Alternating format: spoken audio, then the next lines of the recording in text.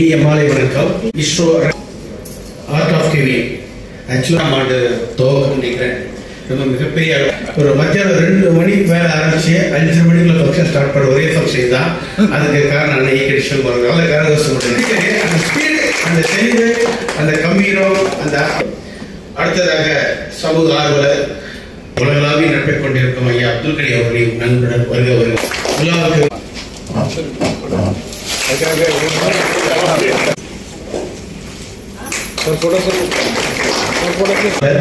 அண்ணன் ஈகேடி சிவகுமார் அவர்கள்.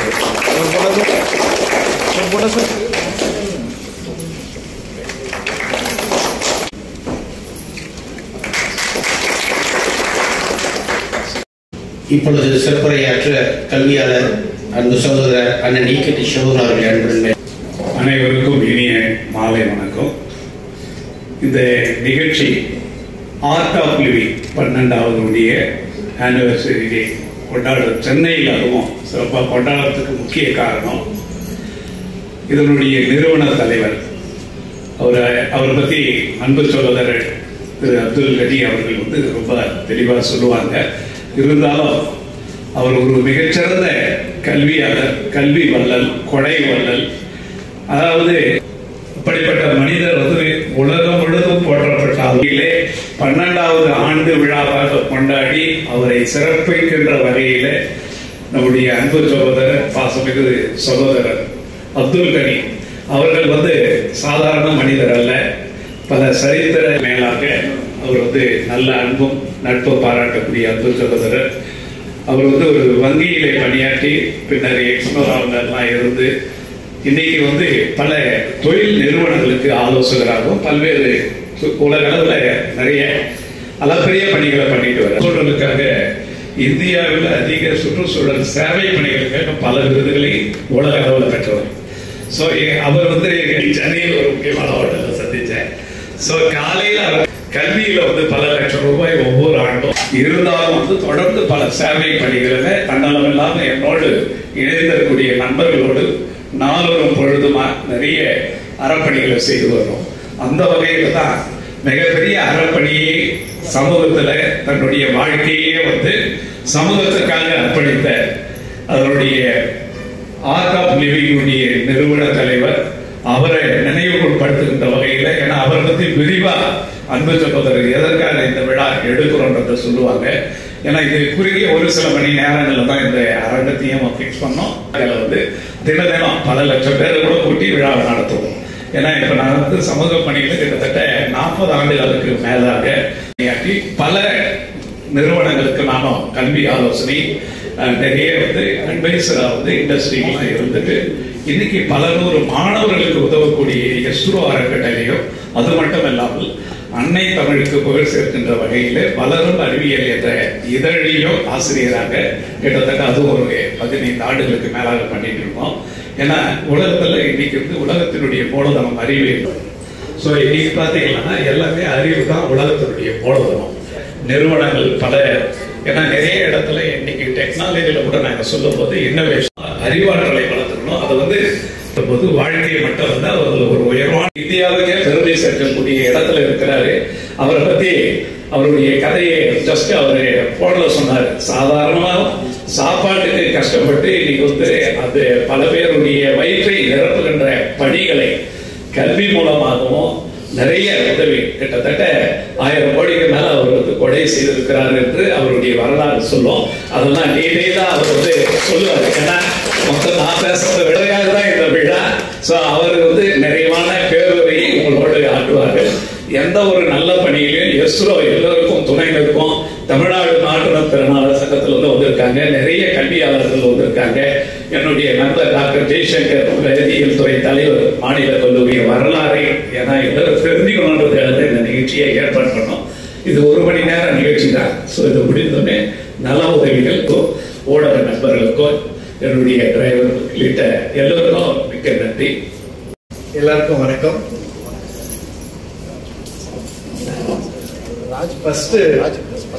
பேசியது இந்த ஒரு நபர் ஆகட்டும், இந்த ஒரு ஆர்ட் ஆஃப் கிவிங் இது ரொம்ப எனக்கு என்ன சொல்றது ரொம்ப கனெக்டடான ஒரு விஷயம். எந்த அளவுக்கு கனெக்டட் அப்படின்னா, சின்ன வயசுல எங்க அப்பா சொல்லியிருக்காரு. என்ன சொல்லியிருக்காருன்னா, எப்பயுமே வாழ்க்கையில எப்படி இருக்கணும் அப்படின்னா, எப்பயும் யாரை பார்த்தாலுமே நீ வெளியில போய் நீ யாரை பார்க்கறனாலும் அவங்கள பார்க்கும் போது என்ன அவங்களுக்கு நீ பண்ண முடியும் அப்படின்ட்டு ஒரே ஒரு விஷயம் வந்து உன்னோட சிந்தனையில வரணும். அவங்க கிட்ட என்ன எடுக்கணும்னு இருக்கக்கூடாது, என்ன அவங்களுக்கு கொடுக்கணும் அப்படின்ட்டு. அதுதான் அதுக்கான ஒரு மீனிங் தான் அது ஆர்ட் ஆஃப் கிவிங் அப்படின்ட்டு. ஸோ அந்த நேரத்தில் சின்ன வயசுல எனக்கு அது புரியல. யாரை பார்த்தாலும் அவங்களுக்கு நம்ம என்ன கொடுக்கணும் அப்படின்னா என்ன புரியல, என்ன இருக்கு கொடுக்கறது அப்படின்ட்டு. அப்போ நம்ம அந்த சின்ன வயசுல அவ்வளவுதானே நம்மளுக்கு அந்த சிந்தனை. பட் இது அப்படியே போக அது அப்படியே பிராக்டிஸாவே ஆகி இன்னைக்கு வந்து துபாயில வந்து மெயினா துபாயில இருந்து பண்ணும்போது வந்து அப்ப அந்த நேரத்துல எங்க அப்பாவுக்கு ஒரு இன்சிடென்ட் ஆகி நான் எங்க அப்பாவுக்கு ஃபோன் பண்றேன். அப்பா இன்னைக்கு இந்த மாதிரி வந்து துபாயில இருக்க ஒரு ராஜாவை பார்த்துட்டு வரும்போது இப்ப ஜெனரலா இந்த ஆர்ட் ஆஃப் கிவிங் அதே மாதிரி சமந்தாஜி என் லைஃப்ல வந்து இன்னைக்கு இப்போ நம்ம இவங்க பெருமாள் சார் சொன்ன மாதிரி இன்னைக்கு வந்து ஒரு 100 பிரசிடென்ட் பிரைம் மினிஸ்டர் மீட் பண்ணியிருப்பேன். இப்போ சார் சொன்ன மாதிரி அப்துல் கலாம் சாரோட கொஞ்சம் நெருங்கி ஒர்க் பண்றதுக்கான ஒரு வாய்ப்பு, அந்த மாதிரி எல்லாரோட பழகிறதுக்கான ஒரு வாய்ப்பு வந்து எனக்கு கிடைச்சிருக்கு. குவாலிஃபிகேஷனோ இல்லை படிச்ச இன்ஸ்டிடியூஷனோ வேற எதுவுமே இல்லை, இதே தான் இந்த ஆர்ட் ஆஃப் கிவிங் மட்டுமே தான், வேற ஒண்ணுமே இல்லை. அப்போ அந்த ஒண்ணுதான். அப்ப நம்ம வாழ்க்கையில எப்பயுமே நம்ம யாரை பார்த்தாலும் அவங்களுக்கு நம்ம என்ன செய்யணும் அப்படின்னு நினைக்கிறோம். ஏன்னா அவங்க கிட்ட இருந்து என்ன எடுக்கணும்னு நினைக்கும் போது நம்மளுக்கு என்னன்னா எப்பயுமே ஒரு விஷயம் நம்ம தெளிவா என்னன்னா கொடுக்குற யார் கடவுள் தான். அப்ப அவரு கொடுக்கும் போது வந்து நம்ம எதுக்கு வந்து நம்ம பாக்குறவங்க கிட்ட இருந்து நம்ம எதுக்கு எடுக்கணும்னு எடுக்கணுமோ இல்ல. இது வந்து எனக்கு ரொம்ப ஒரு நெருங்கியமான, ஏன்னா நான் நிறைய நேரம் யோசிப்பேன் எப்படி நம்ம எல்லா இடத்துக்கும் போறோம், எல்லாருமே பாக்குறோம், இந்த வாய்ப்பு எப்படி நம்மளுக்கு கிடைக்குது அப்படின்னு பார்த்தோம்னா அப்ப இந்த எண்ணம் தான், இந்த தாட்ஸ் வந்து கேரக்டராகவே மாறிடுச்சு. அப்ப எங்க போகும்போது அது ஆட்டோமேட்டிக்கா அது வந்து வருது. அப்போ நான் வாழ்க்கையில வந்து இப்போ நான் சொன்ன மாதிரி இவங்க எல்லாருமே பார்த்த ஒரு தருணம்ல 2 பேர் வந்து எனக்கு ரொம்பவே வந்து நெருக்கமான ஒரு 2 பேர். அதுல ஒண்ணு வந்து நம்ம doctor APJ Abdul Kalam sir. அவர் மறைவுக்கு அப்புறமா நான் பார்த்த வியந்த ஒரு மனிதர் தான் வந்து ப்ரொஃபசர் அச்சுதா சமந்தா. அவர் ஒரு 4 வயசுல அவரோட அப்பாவை வந்து அவர் தவறுறாரு. அவங்க அப்பா வந்து இறந்து போயிருக்கிறதுலே சின்னவர். அப்ப அவர் என்ன பண்றாரு, வீட்டுக்கு வந்து சாப்பாடுக்காக என்ன பண்றாருன்னா போயிட்டு வந்து வேலை செய்ய ஸ்டார்ட் பண்றாரு as a சைல்ட் லேபரா. அப்படி ஸ்டார்ட் பண்ண ஒருத்தர் அவர் ஒரு 40 வயசுல வந்து சிஸ்டர்ஸ் அவங்க எல்லாருக்கும் கல்யாணம் எல்லாம் பண்ணி எல்லாம் முடிச்சுட்டு அதுக்கப்புறம் கல்யாணம் பண்ண முடியாது. அதுக்கப்புறம் அதுல இல்லாம நான் தவிச்ச இது வந்து வேற யாருமே இருக்கக்கூடாதுன்னு ஒரு சின்ன குடிசை, அவர் இருந்த ஒரு குடிசை ஸ்கூல் தான். இன்னைக்கு வந்து அந்த ஸ்கூல் கேம்பஸ்ல பாத்தீங்கன்னா வந்து 40,000 குழந்தைங்க. 40,000 குழந்தை யாரு பாத்தீங்கன்னா வந்து எல்லாருக்கும் எதுவுமே காஸ்ட் இல்லாம கம்ப்ளீட்டா ஃப்ரீ அப்படின்னா ஸ்கூலு, அவங்களுக்கு படிப்பு, சாப்பாடு, யூனிஃபார்ம், அந்த மாதிரி எல்லாமே ஃப்ரீயா வந்து பண்றது. இது ஒரு வருஷம் 2 வருஷம் இல்ல, ஒரு 25 வருஷமா பண்ணிட்டு இருக்காரு, 25 இயர்ஸா பண்ணிட்டு இருக்காரு. அப்போ வாழ்க்கையில எதுவுமே அவர் பேர்ல வச்சுக்கல. இன்னைக்கு இருக்க அந்த இன்ஸ்டிடியூஷன்ஸும் பாத்தீங்க அப்படின்னா அது ஃபுல்லாவே சேரிட்டி, அதுல எதுலயுமே அவர் இல்லை. அப்ப இவரும் என்ன பண்றாரு, இவாலுவேட் பண்ணி பாக்குறாரு. இன்னைக்கு அதோட மதிப்பெல்லாம் போட்டீங்கன்னா பல கோடி இருக்கும். அப்ப எல்லாருமே வந்து நம்ம காசு வேணும் அந்த மாதிரி தான் ஆசைப்படுவாங்க. எந்த லெவலுக்கு போயும் அது வேண்டாம் அப்படின்ட்டு அதை அப்படியே வந்து கொடுத்துட்டு இன்னைக்கு வந்து அவர் லைஃப் வந்து ஒரு சாதாரணமான ஒரு லைஃப், ஒரு லப்பர் செப்பல் போட்டுட்டு ஒரு ரேமான்ஸ் பெண்ணை வச்சுட்டு சிம்பிளான ஒரு லைஃப்.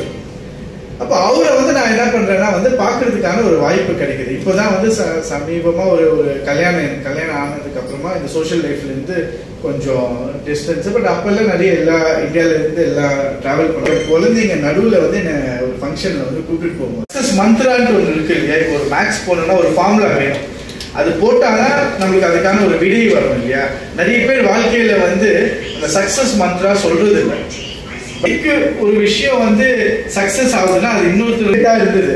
எப்படி வந்து நான் என்ன யோசிச்சுன்னா சரி, அவர் எப்பயுமே நிறைய ப்ரோக்ராம், இன்னைக்கு அவர் சொன்ன மாதிரி பல 1000 லட்சக்கணக்கான ப்ரோக்ராம் பண்றதுனால இந்த 17ல ஏதாவது ஒரு ப்ரோக்ராம் இருந்ததுன்னா அவர் ரெக்வெஸ்ட் பண்ணி இதை பத்தி அவர் சொல்லலாம் அப்படின்ட்டு சொல்றதுக்காக தான் ரீச் அவுட் பண்ணேன். அப்புறம் அவர் சொன்னார் அதெல்லாம் ஒண்ணுமே இல்லை, இது எங்கே பண்ணணும் ஏது பண்ணணும் எனக்கு ஒரு அரை மணிக்கூர் அதான் ஒரு ½ hour டைம் கொடுங்க, நான் ½ hourல இதை டிஸ்கஸ் பண்ணிட்டு வரேன் அப்படின்ட்டு. இந்த மாதிரி சிறப்பாக வந்து நானே இருந்து பண்ணியிருந்தாலும் பண்ணியிருக்க முடியாது. ஸோ அந்த மாதிரி ஒரு சிறப்பான ஒரு இது பண்ணி இன்னைக்கு வந்து அவரை பத்தி சொல்லணும் அப்படின்னா இன்னொரு விழா தான் எடுக்கணும். அது வந்து கட்டாயமா இன்னைக்கு நான் அங்கே உட்காந்துட்டு இருக்கும்போது நான் யோசிச்சேன். ஸோ நீங்க எல்லாம் வந்ததுக்கு வந்து ரொம்ப சந்தோஷம். அதே மாதிரி வந்து நம்ம மேற்கொண்டு பண்ண முடியும் அப்படின்ட்டு நம்ம பார்க்கலாம். ரொம்ப சந்தோஷம். பாத்தீங்களா ரிசல்ட் எங்க இருக்கு அதுதான் இருக்கும். எண்ணங்கள் ஒரே நிமிஷம். அடுத்ததாக சமூக உலக நாடுகள் முழுவதும் அவர் போகாத நாடுகளே இல்லை. மணிகண்டன் அவர்கள் இங்கே சீனிவாஸ் சார் நீங்க கொடுத்தீங்களா